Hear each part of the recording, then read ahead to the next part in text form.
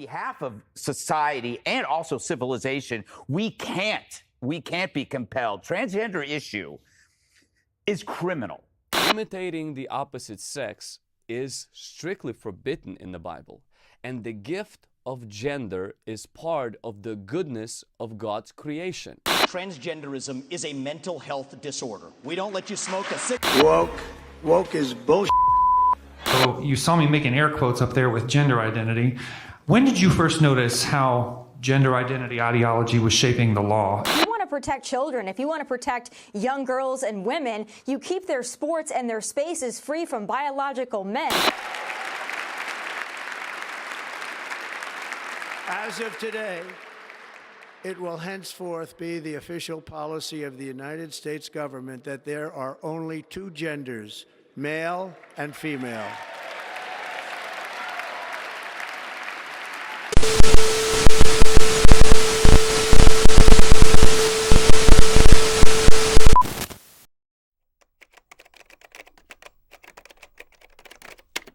So today was the day I got the call from Kaiser for May 14th, 2024. I have my FHS or FFS, which is facial feminization surgery or facial harmonization surgery. Wow, this is like the next step in my journey, or really my first step. I've been waiting since August for this to happen. So I couldn't think of anything but this. But now I can finally work on some goals of mine that I've been wanting to share, which is documenting my journey of FHS or FFS to align with my transition goals of appearing more feminine. Even though I'm already cunt, I'm just going to be serving more and like a level up my hotness from like hottie to like major hottie. But this is just day one and the first step of my journey that I wanted to share because there isn't that much information pertaining to medical transition as a non-binary person. So I am documenting my journey and sharing my vulnerability for other transgender, non-conforming people, non-binary people, or anyone else that just wants to learn a little bit more about transgender people. So let's get into it. Hey, sweetie. About to be a star. I'm a star. Why are you making a film about yourself? Why do you believe it's important to you? I'm making this film because I want to document the process of me preparing for surgery, facial feminization surgery, or facial harmonization surgery. I think it's very important to be visible in this current day and age with so much hate and negativity that's being spread just in general, online, social media. And I think it's important to amplify our voices and make sure that transgender people are seen. It's really difficult for me to express myself and share how I'm feeling. So I think this documentary will help me develop and grow and evolve, not only as a person, but as a transgender person, and also to share my own personal experience as a non-binary transgender person. In America, there's a lot of hate being spewed. There's a lot of anti-LGBTQ plus laws and hate laws being passed currently. So I would feel like it's important to educate other people and show transgender people in a positive light. Specifically on YouTube, there's not really any sort of representation for non-binary people. There's a lot of misinformation, disinformation, and I think it's important to share my personal story and share my experience to help other folks feel like they're not alone or afraid, and that they can feel comfortable enough to live their true, authentic lives. Transgender people, when they're spoken about or referred to in the media, they hardly ever have trans voices heard when they speak about transgender issues. So I think it's important to share trans people's perspective about trans issues. This is something that I need to do, and this is what I want to do. No, that makes a lot of sense. What do you want people to take away from this documentary? I want people to, one, educate themselves, two, learn a little bit about myself. During the pandemic, I kind of went incognito and I kind of like just fell off a little bit off social media and interacting with a lot of friends. Before the pandemic, I was very socially active, very extroverted. I was always out and about. and very connected with friends. But since the pandemic, it allowed me to like take a step back and do a lot of soul searching. That introspective time allowed me to understand my gender identity and understand why I've been feeling the way that I have been over my entire life. So I think this is a good opportunity to reintroduce myself to the world and to some of my close friends that I haven't talked to or seen in several years. That's exciting. Displaying your metamorphosis to Yes. so many people. That takes a lot of strength and guts. Good for you, girl. I want to know, what is your gender identity? How do you define yourself? I currently identify as non-binary trans femme. Internally, I really have no sense of gender. I feel agender or gender void. That's another term for agender. But basically, I don't identify as male or female. And typically, non-binary people don't strictly identify as male, female, man, or woman. But it's just easier to say non-binary because most cis people don't understand and their pea brains can't comprehend the gender diverse and gender expansiveness of not only human existence, but creation in general. So it's just easier just to tell people that I'm non-binary, but I prefer to present more feminine and express my femininity because I think that's powerful and more appealing, and something about feminine beauty is just much more cunt, I guess. You talk a lot about the word like non-binary and transgender non-binary. How do you define these terms, and like what's the distinction between the two? Well, non-binary is under the general umbrella of being transgender. Transgender simply means you don't identify with the gender that was assigned to you at birth. So non-binary means you don't identify as like strictly male or female. Some non-binary people are more fluid and would say maybe they're like 60% male or 40% a female, or varying degrees of masculine or femininity. But me personally, like I don't strictly fit into either of those boxes. Not all non-binary people like to use the transgender label or term when referring to themselves. That's completely okay. All transgender identities are valid, and not all non-binary people make the decision to medically transition. Some people just do social transition, or it's a much more personal journey and have more internal conversations and feelings related to their gender identity. Everyone should feel comfortable in what they want to do within the queer community, or even as cis people. I believe everyone should express themselves freely and authentically as possible. So it sounds like gender expression and gender identity aren't necessarily mutually exclusive. No, definitely not. People have an internal sense of gender, and gender expression is how you choose to present yourself, your demeanor, how you talk, how you carry yourself in this world.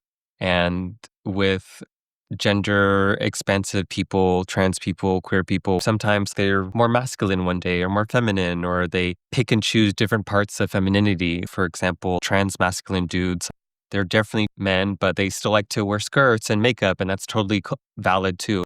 Everyone should just feel comfortable to express themselves in however which way they feel is most affirming to them. And if you don't identify as a woman, why are you having like facial feminization surgery? Do you prefer the term facial harmonization? Because I haven't really heard that before.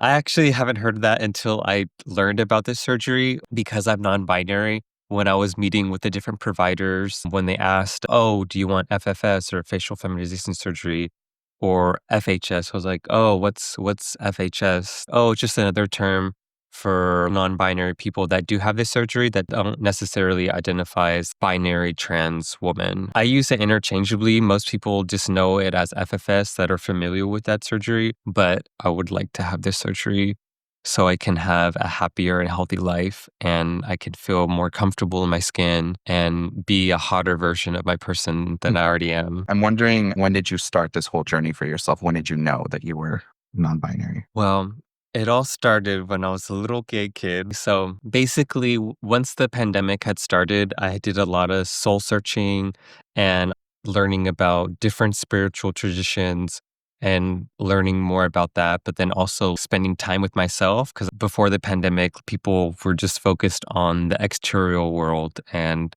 what was going on around them. It didn't have a chance to actually take a step back and be like, what's on the inside? What am I actually going through? Through my entire life, I was just running away from the problems and the challenges that I had faced. And that really forced me to be like, okay, you need to figure out what's going on with you. So I had come to terms that I was non-binary because my whole life I never felt like a man or a woman, even though I was like pretty feminine growing up and I like to express femininity and going out with my friends or going out to parties or clubs, concerts, I would normally present more feminine. So this is when people started to understand non-binary because I don't think that was really a term since the early part of the 21st century. I think prior to that, the term would be gender non-conforming. So I knew once I heard about that term and then kind of did some more research and then be like, oh, okay, this feels right for me. I would say I'm non-binary because I never felt like a man and I don't necessarily feel a strong attachment to being a woman either. So that was probably late 2020, early 2021. And I had already told friends, family members, even though they didn't really understand that I was non-binary and that I wanted to go by they, them. And then I just didn't really think anything of it. I was just like, oh, okay, I'm non-binary. And then as a few years passed, I met more trans people, specifically in the workplace, and I saw how successful and how happy they were. And I didn't even know they were trans. It was only till like a few months Mm. later where I was like, oh shit. And so my supervisor at the time in 2022, I started having more conversations because I was like, let me try that. Mm. Let me see what that's about. And so I remember asking him in his office one day, thank God he's a therapist because I would get free therapy sessions all the time. And so I asked him, I think I'm trans. And then he was like, okay, are you sure? Why do you think you're trans? I'm like, I don't know. I just think I am. He's like, okay, why don't you figure that out? I'm like, okay. And then it wasn't until I think October of 2022 that there was the National Transgender Survey that they send out every few years just to gather data about trans Americans' experience and how they worded it, just so it would be the same for all survey respondents. They just said transgender. And so I was answering all these questions and I was, oh, okay, like, yeah, this makes sense. I am transgender. But I just didn't necessarily use that label or think that it made sense for me as a non-binary person. And so January of 2023, I started the process of getting referrals for gender affirming care. And I started hormone therapy in March of 2023. I think this is common for most trans people. I don't know for everyone. Maybe people that come out as trans later on in life when they're much older in their 30s, 40s, 50s, etc. But for me personally, at 6 years old, I knew that I didn't feel comfortable as a boy. I remember starting a new school in second grade, and I was struggling to fit in as a new kid. And the boys always made fun of me because they thought I was very girly and very feminine because I didn't really play sports. I didn't get rough and dirty, and I didn't make fun of the other girls. That's kind of typical as a young boy thing to do when you're that age. And then when I would try to hang out with the girls so I wouldn't be alone and hang out with them, they kind of ostracized me as well because they thought I was just some weird kid that didn't have any guy friends and could only hang out with the girls. So even at a young age, other people knew that as well. But when you're a child, you don't have that vocabulary or the insight to know why you're different. You just know and you can feel that. So it's very isolating during the younger parts of my life. And throughout elementary school and middle school, I was constantly bullied. I suffered with anxiety, depression. I had suicidal ideations. And I just thought that it was because I was like, oh, I'm just like some loser gay boy kids. And it was only until later, as a teen, that I had more friends in high school and I felt a little bit more comfortable, but I just still didn't feel right in my own skin. And then once you get older, you kind of understand, yeah, I'm gay. And that label felt right at that time. And then once I started college, I felt more comfortable being more openly feminine and expressing myself and I guess just being myself. And that kind of led me to where I am now. It's pretty clear that you're very confident in yourself despite all the adversity that you grew up in. I'm wondering if you think as a queer person growing up in the Bay Area, has influenced who you are? Oh, for sure. The Bay Area is a very diverse part of California and within America itself. I was born in San Francisco. I grew up in the suburbs, the boonies of the East Bay, about 50 miles from downtown San Francisco. So there wasn't too many out people in my high school, maybe a few lesbians and a few gay people. But other than that, I didn't feel like comfortable in expressing who I am. I definitely did the, oh, I'm bi, like, I now, gay later. You were that girl. But just in general, the Bay Area is very, very welcoming, very chill. And moving to San Francisco definitely helped me express myself and be more out and visibly queer person, which I don't think a lot of people in America have the privilege of doing, let alone the world. So I think growing up in the Bay Area and living in San Francisco for pretty much my whole adult life has shaped me for who I am. Yeah, it sounds like the visibility that you were able to find in your peers and friend mentors here has really impacted how you developed your sense of self. Why do you think visibility is so important to you? I think visibility is important because people need to express themselves and live their lives as authentically as possible. That's the only thing we have in this world, is just to be who we are, whatever that is. I think a lot of people are scared because they feel like people will judge them, either their partners, friends, employer, society in general. They feel like they can't be who they are because of that fear of discrimination. For me, it's such a crazy concept for people not to be who they are. And by being visible as your authentic self shows other people that they can tap into that confidence that they have inside themselves and be the best person that they could possibly be. I think it's important to be visible, especially in this day and age. There's a lot of hate out here, and the only way to compact that is with love and just showing people that we're just like you. Trans people are just like you. We make up such a small minority of the population. We're not evil. We're not some boogeyman.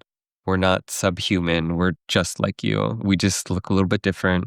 And some of us look a little bit hotter than others, and that's okay. That makes sense. And I think it sounds like visibility and expression are in and of itself synonyms for love. Yes. And that being said, along with love, I can imagine that like there's a lot of fear that comes along with this type of process and this type of vulnerability that you're showing to the world by getting in front of a camera when, like you said, there's clearly so much political discourse just about who you are.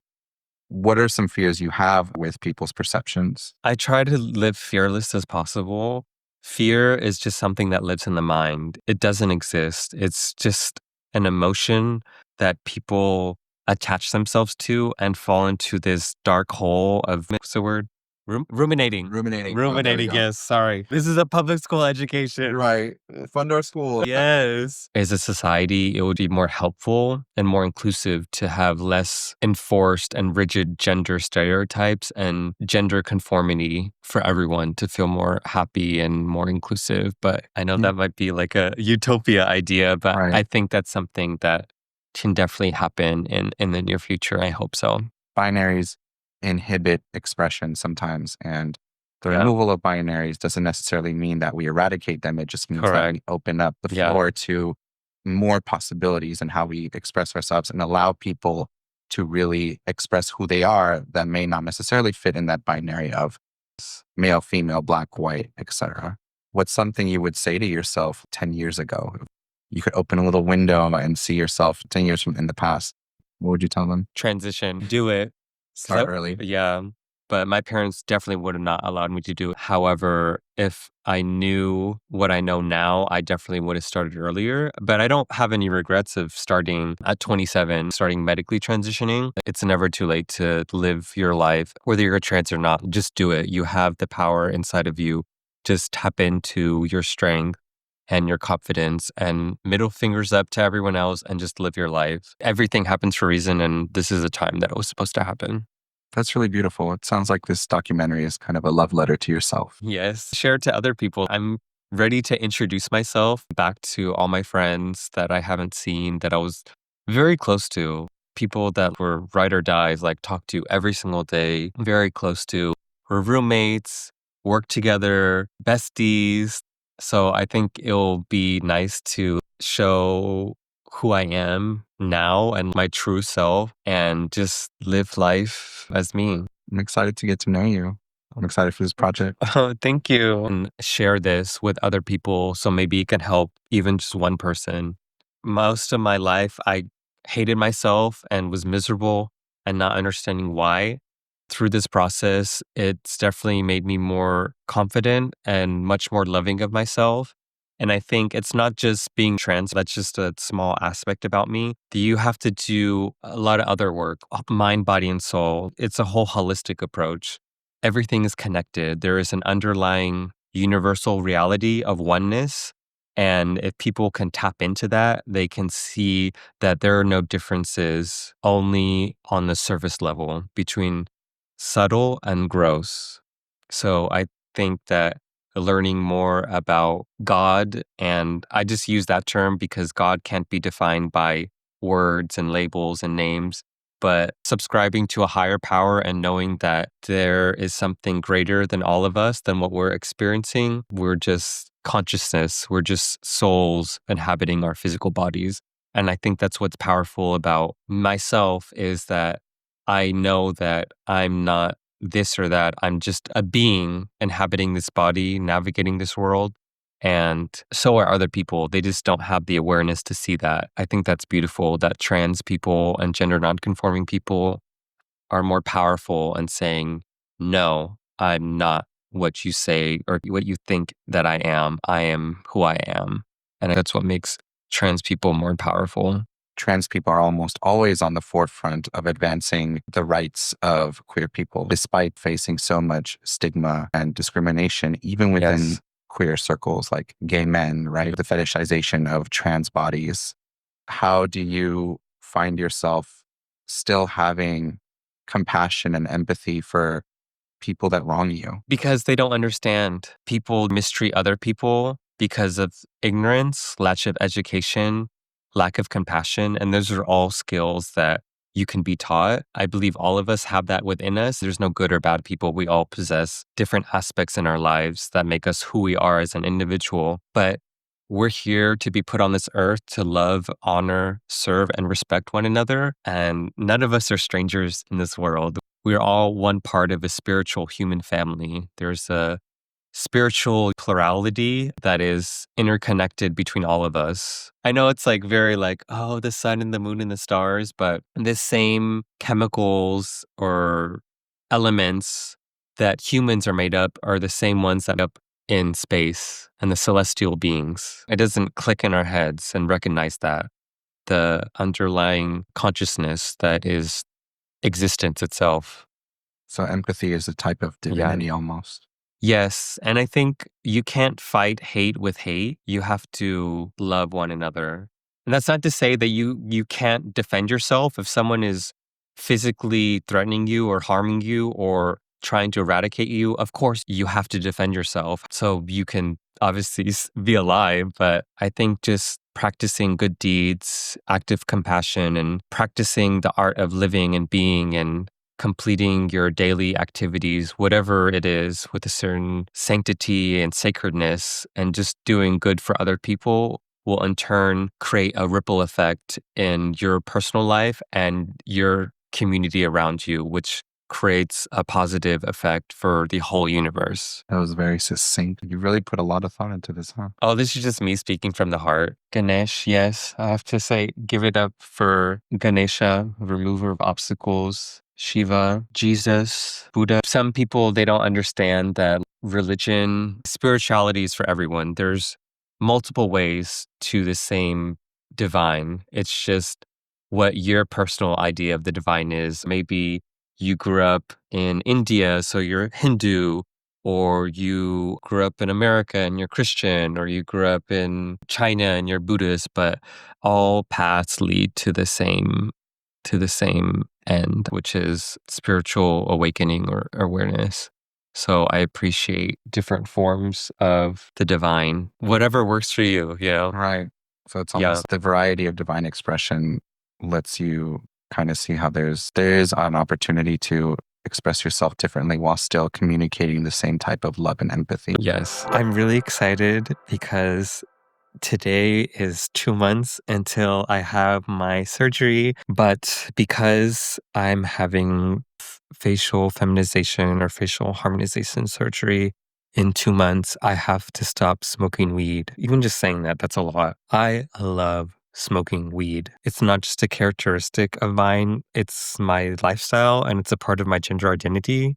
I'm not just trans, I'm not just non-binary, I'm also identify as a stoner. Oh my gosh, not being a stoner. But yeah, so today is the last day that I will be smoking weed. I mean, still gonna get high, of course, but I'll just have to take like edibles. I'm feeling really excited about my surgery. It's kind of crazy to think from the beginning of this process of January 2023, when I knew I wanted to start medically transitioning and having this surgery be a part of one of my goals in my medical transition journey, to today, or 2 months from today, having the surgery. So it will be interesting to see how the days progress. But yeah, just feeling content with a smile. Should she light it on camera?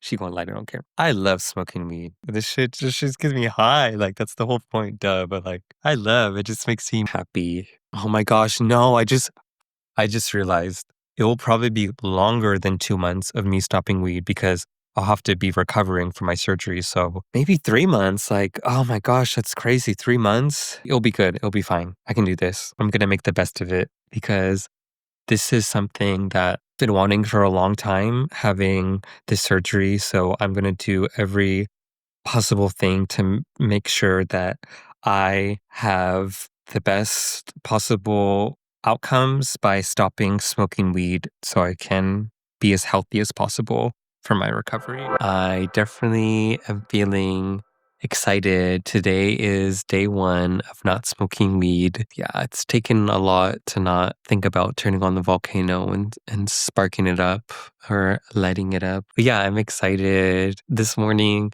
when I was taking a shower, a lot of my beard hair was gone after I washed my face, which is really good. That causes the gender euphoria, not the gender dysphoria. So you can kind of see. But yeah, I'm happy when that happens because I know that the laser's working. But yeah, this is me 59 days closer to my surgery date. So okay, I'm getting ready to go visit my parents. I'm about to leave to the airport and I'm going to tell them that I'm going to have my facial surgery. It would be interesting to see what their reaction is. This is the real deal. I'm feeling nervously excited. I'm nervous about their reaction, but excited that I get to share with them something that I need to do. Like, this is very serious to me, but at the end of the day, it's still going to happen. And whether they choose to support me or not in this, whatever, I'm going to still be trans and I'm still going to do me. But wish me luck.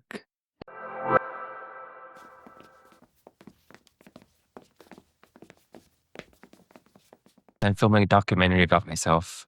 Okay. About being transgender and this whole process. This is his personal project. What do you intend to do with this? Because you said it's personal. Yes, this is for me. It's always been difficult to express my feelings and emotions. So I think this would be helpful for me to share my personal experience and my stories for other people. This is just me telling you that I'm filming a documentary about myself. Okay. And I'm going to have surgery in May.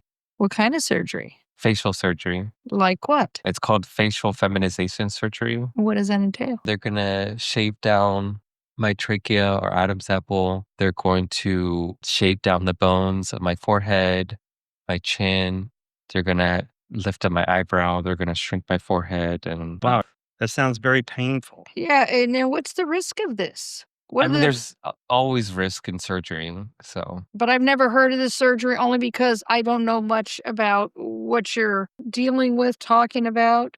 So, is it all at once or all at once? So probably be a full 8 hours. Let's say you don't like the way you look when it's over with, then what? Because sometimes people, they have surgery and they look like crap. You know, they look that's also in the back of my mind. I mean, I'm not trying to put that out. Like I told Mom, she wants to do things. I said, your health and safety is my number one priority. I am doing this for my health and safety. But I'm seeing the surgery, the health and safety. I'm doing this so I can have a happy and healthier life. But that's mentally. Physically as well, yes. Well, the physical part is your mental part.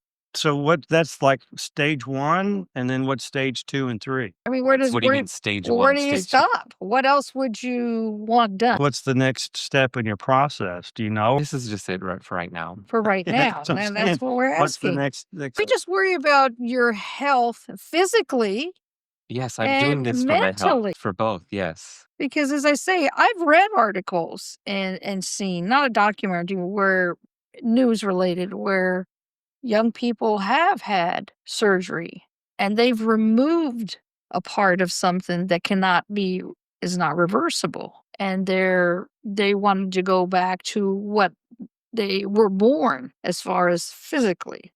I'm just saying, in 15 years, are you going to be the same person then as you are now? I would hope not. I would hope that everyone's different. I wouldn't want to be the same person. No, I'm just saying, if you do something now, maybe 15 years from now or 10 years from now, you're going, man, I've changed. I've done something different. I met somebody, I'm doing this for me, so. Okay. When is this? May 14th. May 14th?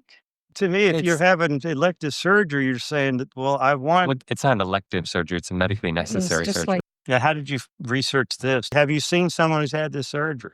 No, I don't know anyone that's had this surgery personally. And they've done hundreds of these surgeries. What if something and you can't? They nick you and then you can't drink water or something anymore. Well, I just have to trust that they'll do a good job and that everything will be okay after surgery. And have you researched these doctors? Unfortunately, through Kaiser, we only have 3 providers, 3 surgeons that do this surgery for the entire Northern California. And it's unfortunate that they don't really give you any information. They just say, here's the doctors you'd pick. And so I just had to go off of. Well, did you research these doctors? Is what I'm. Yes, but it's not like a private clinic where you can ask them and they provide before and after photos, or you can go on the internet and they post it, so they can get more clients. I feel comfortable with her. Yes, I would just go with the lady doctor, not the 2 other male doctors. Why? Because a woman knows more female features? Christian, how did you come to this? Is there like a book that says, okay, I've completed steps 1, 2, 3? He's writing the book now. There's no rule book, Mom. There's no right or wrong way to transition. I'm not saying that, but how did you come to this? But there has to be certain things that are done first. No. Obviously, well, what do you mean? What certain things done first? Well, you're taking female hormones. So that's not a requirement for the surgery. I didn't say that. Is that one of the first things one does? For some people that choose to medically transition, but not everyone goes that route or can afford the hormone replacement therapy. It just depends what their goals are. Some people, they just want to socially transition. Some people, through cultural reasons, socioeconomic reasons, they don't move forward with their transition, and it's just like an internal thing. So are you going to talk to some other friends and stuff and see, get their feedback? I don't have any other friends that are doing this. But you don't identify as a woman or a female or a man or male? Yes, that is correct. I don't get why the feminine features then if you don't identify. Because it's more affirming for me than to be read as male. I mean, more as woman, feminine than male. Okay, I just don't get the logic is what I'm saying. Well, I think the male features on me is gross, and I don't like that. Okay. So it's the male features that you do not like about yourself? Correct. Okay. Let's say you feel like you're 51% female and 49% male. You'd lean toward the female side. I really have no internal sense of gender. No, it's I just get that. easier just to tell people I'm non-binary because they don't understand. But I'm internally, I don't see myself as a male or female or any of that. I'm just a person inhabiting this body, but I was assigned male at birth. Did you just say? I'm male at birth. Yeah, you said you were assigned male at birth. That is correct. And I thought you said you have not been that. Because every time I say something, you said, no, I'm not. I mean, I never was a boy or a man, but birth certificate. It's a clinical term to refer to transgender people that are assigned male at birth. See, I don't agree with female that. I believe you're born a man or a woman, male or female. It's kind of like a prehistoric view of. That's science. The doctor's I gonna don't think you know about deliver the science. child, and it's gonna be a female or a Well, male. you're conflating sex and gender. Well, no, what I'm saying Gender is, is- I don't want to argue with that because I'm not going to change your view and you're not going to change mine. So we could say, okay, move on to something else. But if I'm on camera, I want to say, I think you're born a male or a female. You're wrong, but it's okay. Christian, that's just science. I don't think you understand science. Well, no, but the doctor certainly is going to acknowledge either a female or male. I mean, in the whole course of history, there's been diversity in every aspect of existence. Plants or animals, insects, whatever, they're not just male or female. Some are both. Some have no gender, like, bacteria. Like, it's just a living we're not organism. bacteria, but here's I go back. I have to believe the Bible in its entirety. And in Genesis, it says God made man and woman. So that's where I come from, and that's not going to change. I agree. I'm just thinking about possible complications that come up that might not be. Yeah, long-term effects. Something goes wrong. Or everything goes right. So I just got back recently visiting my parents from SoCal, and they took the news of me telling them that I'm making this documentary and having my surgery. Okay, kind of sad that they still have that mindset and they're very conservative and reactionary. They don't understand, and they will never understand fully or comprehend, but they did offer their support, which is nice. But transgender people exist and try to coexist with other people. So that's kind of sad, but what can you do? I can't change everyone's way of thinking. However, I can only try to educate as best I can while not compromising my integrity and my morals and my values of trying to understand the other side. I try not to have the mindset or perspective of us versus them, see, two becomes one. None of us are different in this life. We just all experience life a little bit different. It's interesting to note that my parents say they love me, but they don't. For me, if I don't understand something, I'm just going to be like, okay, cool, and move forward. I'm not pressed off some other bitch. Definitely not. But it's interesting that other generations, they just can't fathom or understand other people's lifestyles, and they have such a big issue with that. Everyone has different cultural things just based on where they grew up, what time period, their karma from previous life cycles. So I understand that people are going to be different on surface level, but on the inside, we're all the same. Some people from the older generations just don't quite get it. And some other people do. I'm not saying that all people that are boomers or Gen Y or whatever people came before the millennials, some of them understand, and that's cool. But I feel like my generation and then the younger kids, they're much more open-minded and much more fluid with their gender and sexuality, which I think is good because human existence and creation itself is so diverse. And it's kind of dumb to think that only one way of living or existing or being is your way, and that's it. Yeah, even though my parents, they don't understand, and I wish they could have a different mindset, but they said again and again that you can't change my mind.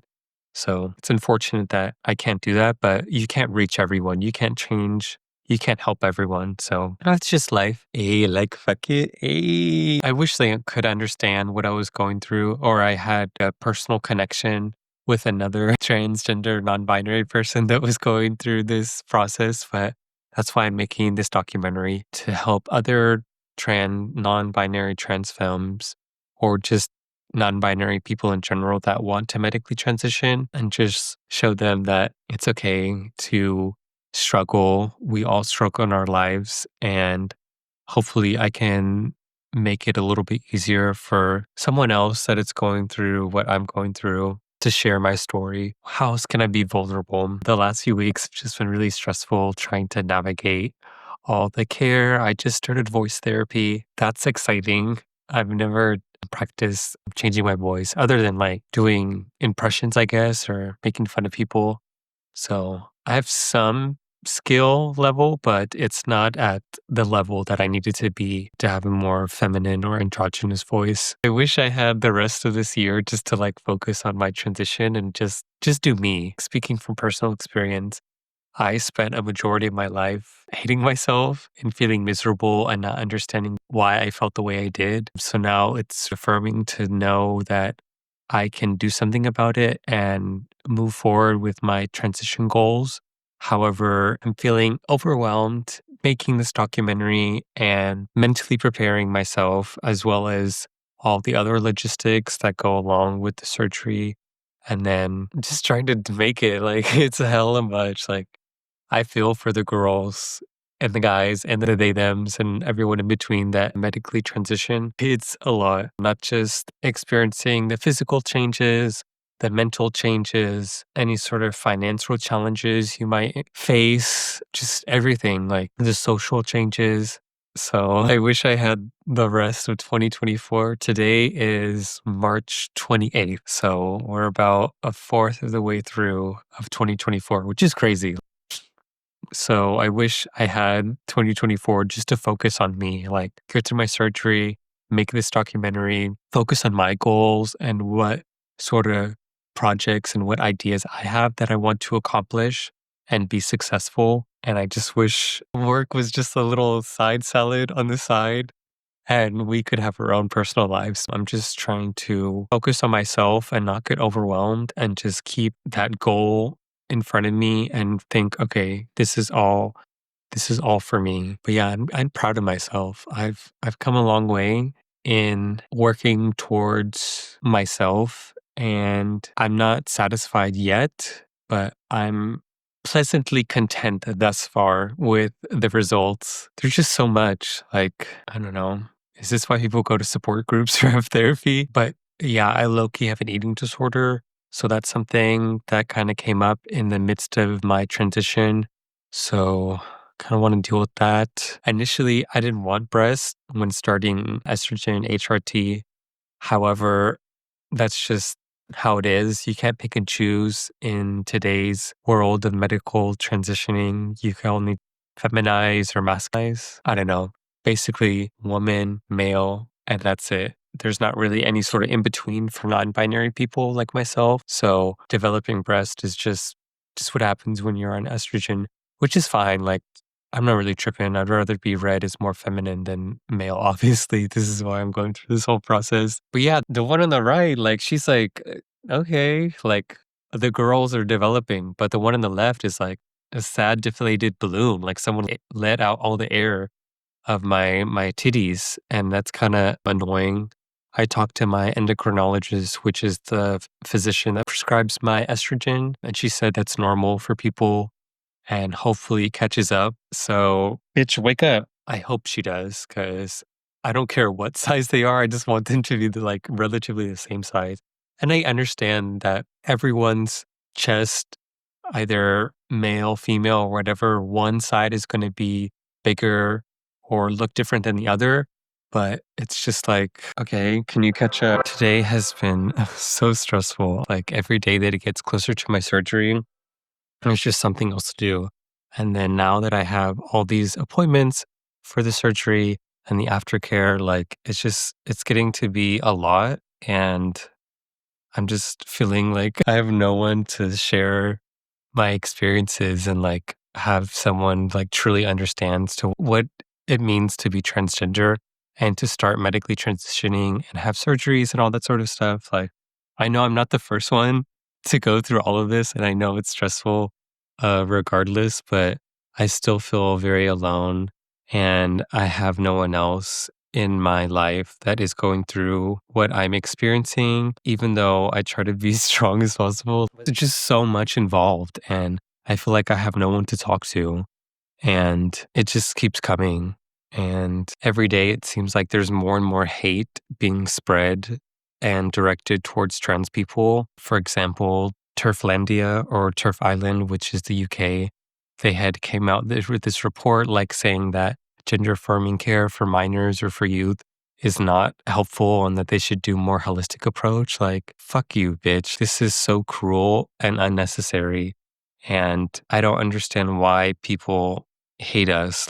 We're not doing anything, but there's just so much hate directed towards trans people recently. And every day it seems like there's more and more justifications for this, no matter how crazy it seems that they're moving forward with their agenda to eradicate and erase trans people and act like trans people have never existed. But we've always existed and we will continue to exist and resist and fight for our survival.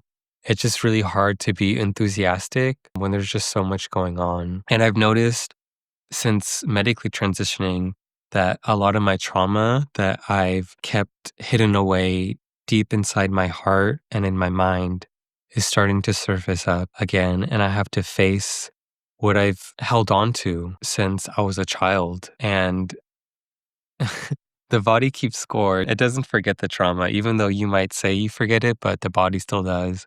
So I think having begun my transition has really put all the problems and all the things that I've neglected to address over the years is like here it is. It's like, look, look, I want to take as much time off as possible so I can recover and actually focus on myself and process these changes in my life, as well as deal with my dysregulated eating behaviors that I've had since I was a kid. You just think like, oh, it's normal, like that's my problems. But then like when you actually think about it and say it out loud, you kind of connect like, oh, okay, that makes sense. Like why I've been feeling this way or why I behave a certain way. Growing up as a child, I was made fun of and bullied regularly just for how I acted. I was very shy and effeminate, but my brother would always make fun of me, calling me fat and all that sort of stuff.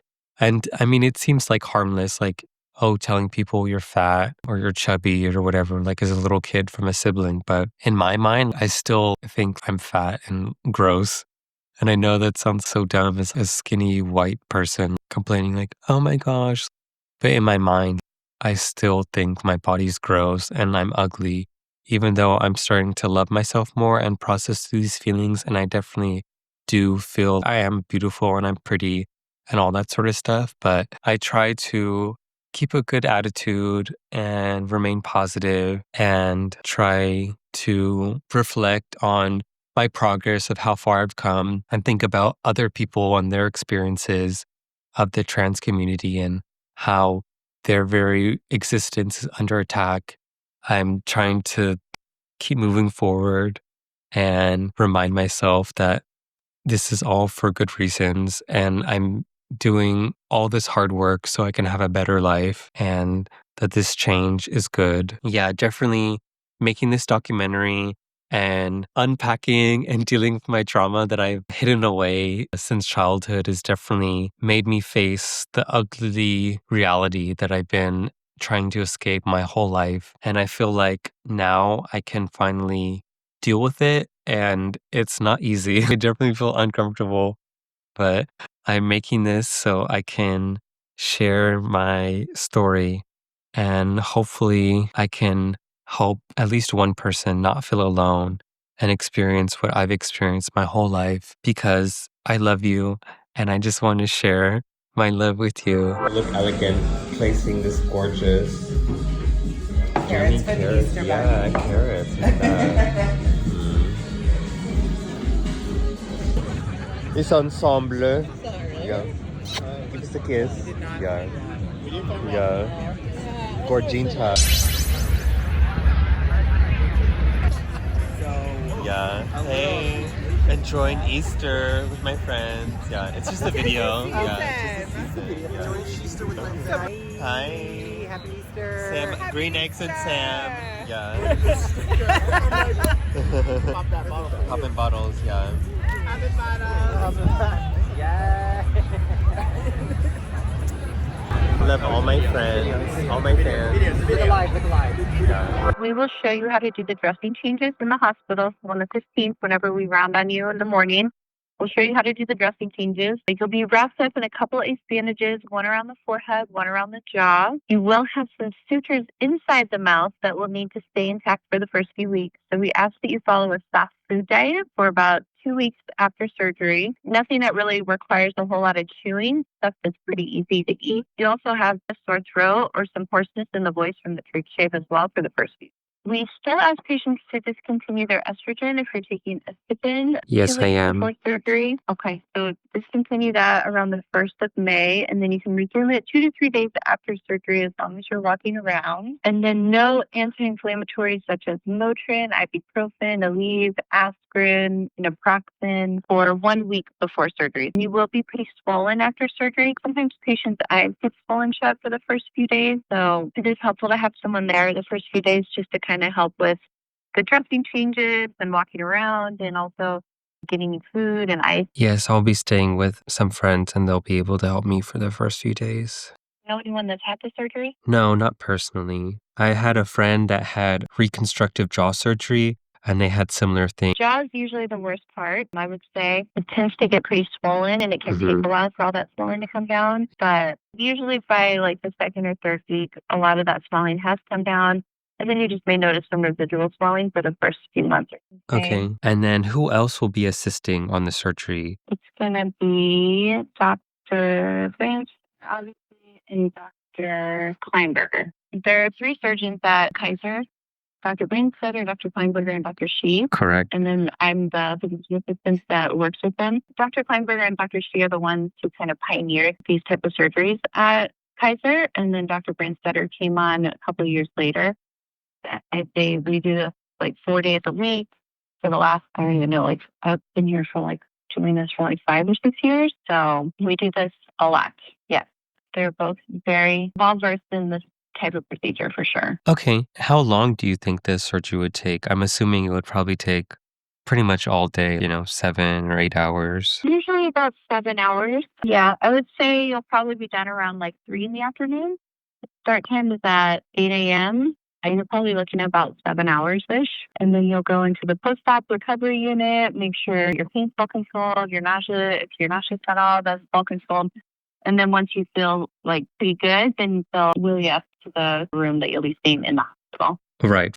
And then it's in San Leandro, correct? It's not at the Oakland main hospital campus. Okay. I don't have any other questions. That was all of them that I had at this time. Thank you so much, Justina. Here in a few weeks. Oh my gosh, this is so overwhelming. I look so gross. Yeah, I just got off the phone with the PA, the physician's assistant. This seems like it's a lot, but I think I asked all the questions. It's crazy to think there's only 3 doctors that perform all their surgery, but they said that they've been doing this for a while, so we'll see how it turns out.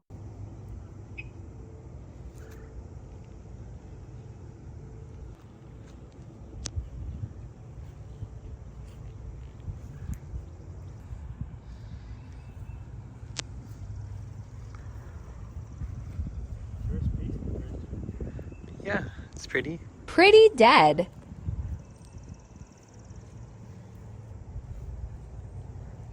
Do you think about death? All the time. More than I should, to be honest with Oh, look. See, look, I'm making marks for you. Tap down, tap down.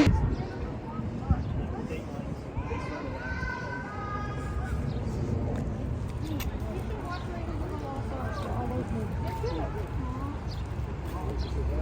You are so cute. Oh, thank you, sweetie.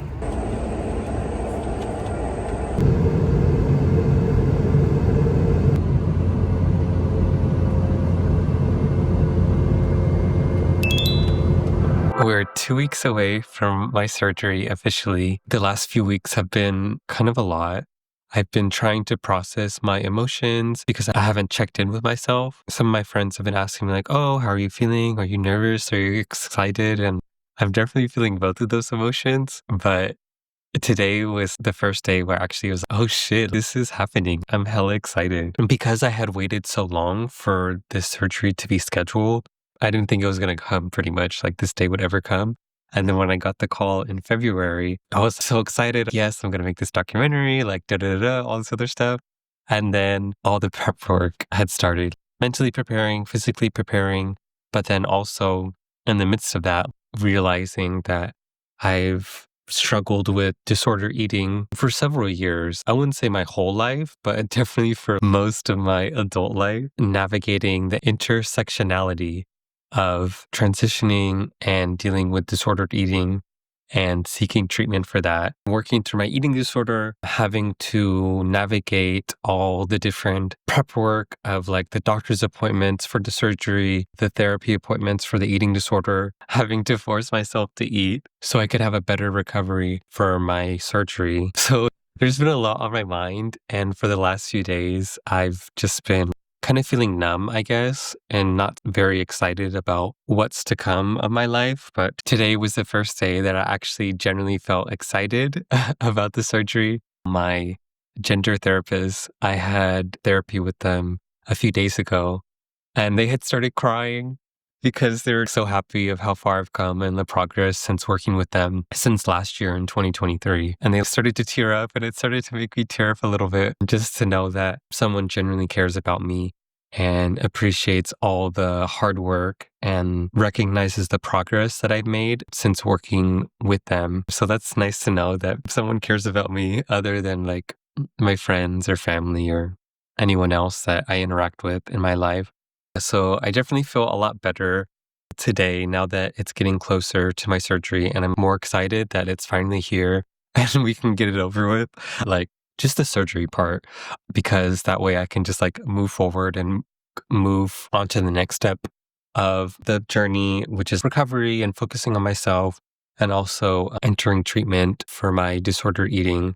So I'm just trying to like get through these next few weeks and really be more receptive to how I'm feeling and open to what the universe is giving me in that very moment, and just having the awareness to see that God will only give you as much as you can handle. And I feel like I'm just getting just the right amount to the very edge where it's overwhelming. But I don't know what is going to happen to me. I'll see where I end up. But I originally intended to create this documentary to share my personal experiences and my journey as a transgender, non-binary person, medically transitioning and having the surgery. But the more that I worked on this film, I realized that this isn't just for the trans community or the queer community or any gender non-conforming people that don't feel like there's any representation on social media, specifically YouTube. But this is also a documentary to share to the world that whether you're straight, queer, trans, cis,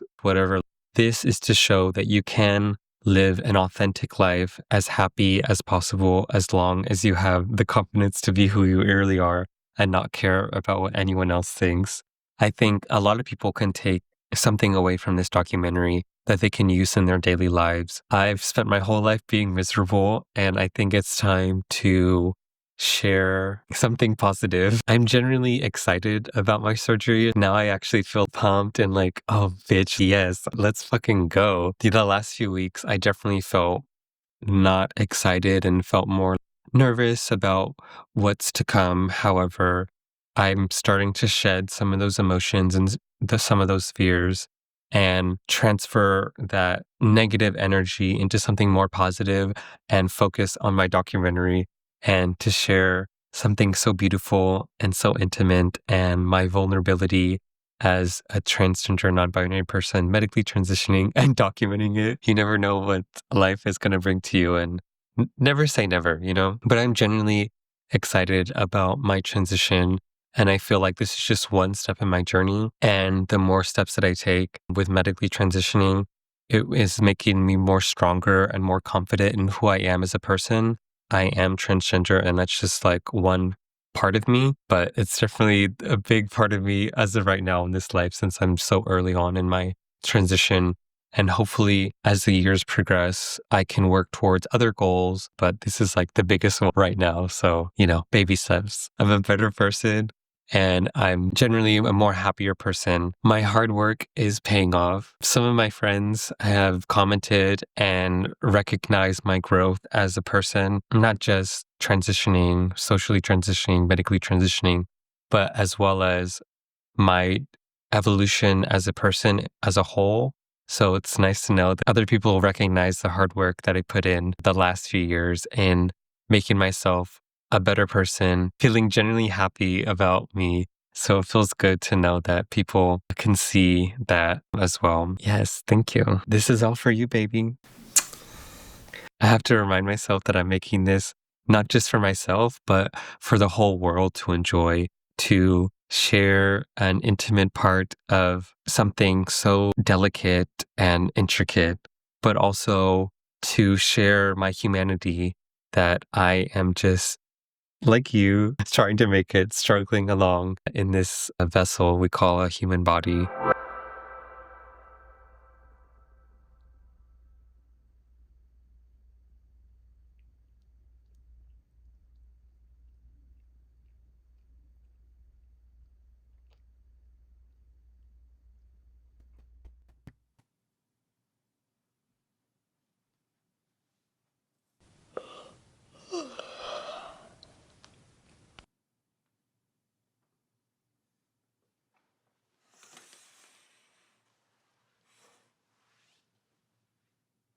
Okay, it's less than 48 hours until my surgery, and I'm starting to feel the nervousness a little bit. I'm hella excited, but then also, this shit's hella crazy. What am I doing? I'm gonna go get like the bones of my face shaved down, rhinoplasty, trachea shape, a bunch of other stuff too. This is hella crazy that this is what trans people do. Well, not every trans person, but I'm spending the night at my friend's house because they're going to take me to the hospital for my surgery, and then I'm going to stay with them after I get out of the hospital for a few days.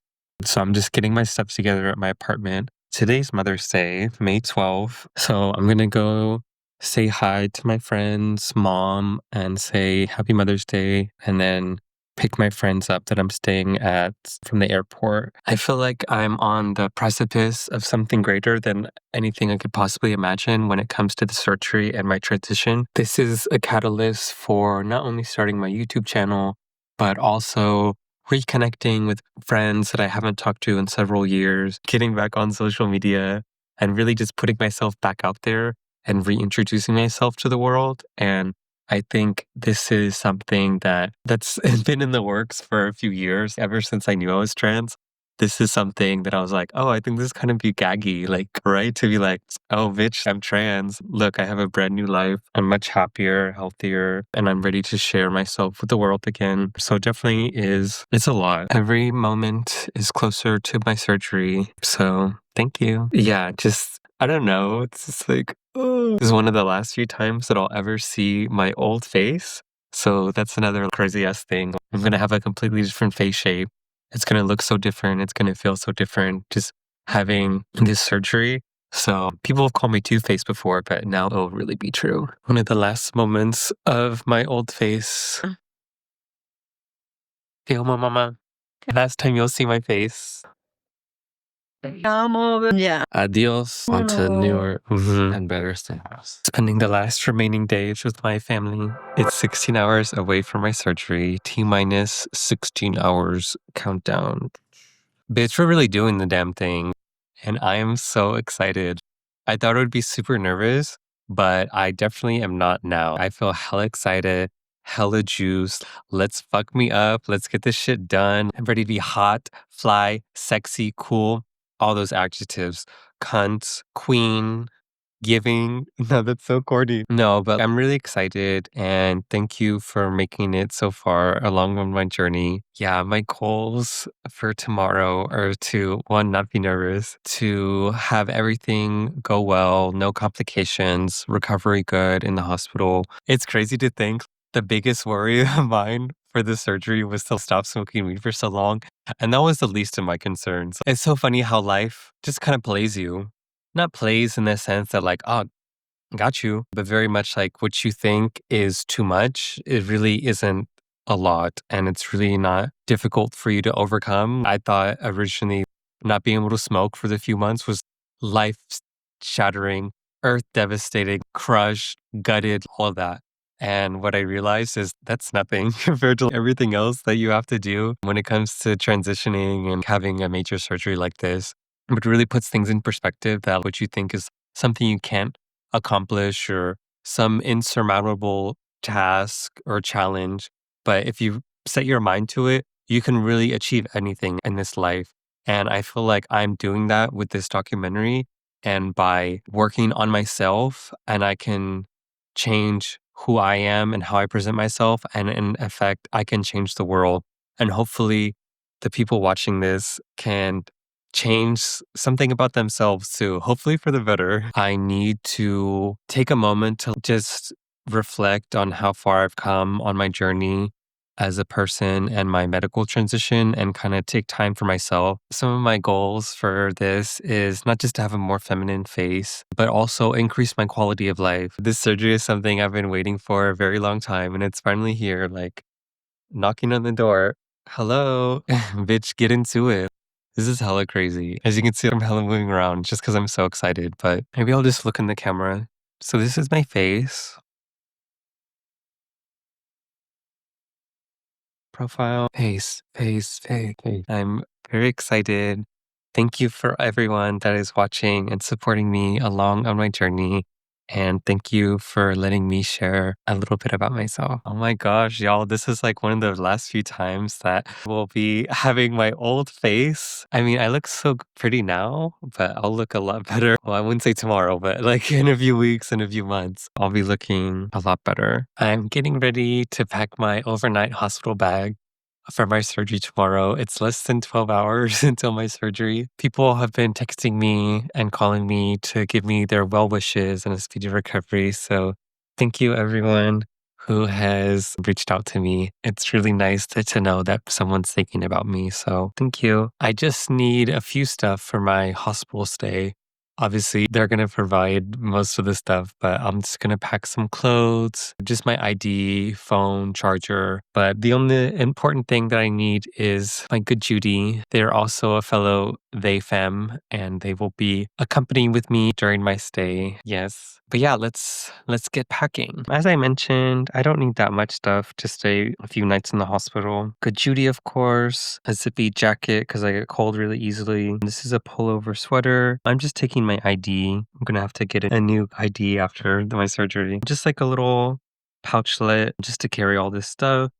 Chapstick because I know my lips are going to be dry AF. Little hair tie. This is a light to film in case I want to like do something at like nighttime and it's like later. And this is what I'm going to be wearing tomorrow. Some sweats. The Virgencita is going to bless me so I can have a good surgery, some socks, some chonies. I'm not gonna go commando in there. AirPods, and then just a bag to put all my stuff in, and that's pretty much it. It's hella crazy to think that this used to be my bedroom, and I used to live here 2 years ago, back in 2022, and how much has changed in just those 2 years. Looking back on my life, I believe I've come a long way. Like I never would have imagined I would be in this position in my life, and this is something that I never could have imagined.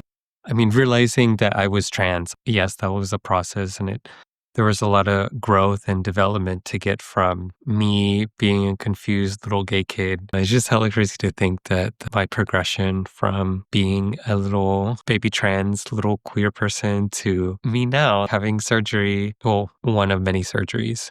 Yes, this is what needs to happen, and this is happening, and I'm glad that it is happening. So let's see where I am at in 2 years, because if I was here 2 years ago, just living my life, whatever, to now just imagine what's going to be in store and what I'm going to accomplish in 2 years, in 5 years, in 10 years. Well, if I'm alive, hopefully. But yeah, let's just see how things turn out. I'm feeling really good about everything that's happening. And I'm happy with the progress. Not only I made it with myself, but with this documentary and filming all this and having myself process all my emotions and feelings and really just share my life with you. So thank you. I think Good Judy needs some surge. What do you think? Some filler? Some definition? What do you think Good Judy needs? Let me know down in the comments below if you think Good Judy needs to join in on the year of the surge. Some pump? Her lips are kind of, what do you think? Does Good Judy need anything?